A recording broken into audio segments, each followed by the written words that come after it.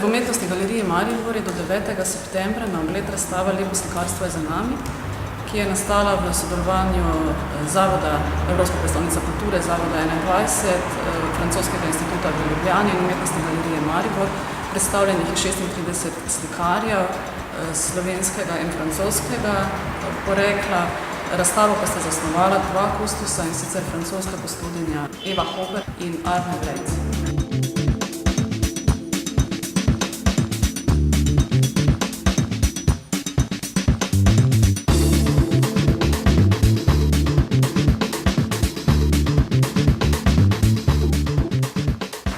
Lepo slikarstvo je termin, ki se uporablja kot recimo Akademija lepih umetnosti, lepo slikarstvo, se pravi neka tradicija slikarska, ki naj bi prikazovala lep vidik sveta.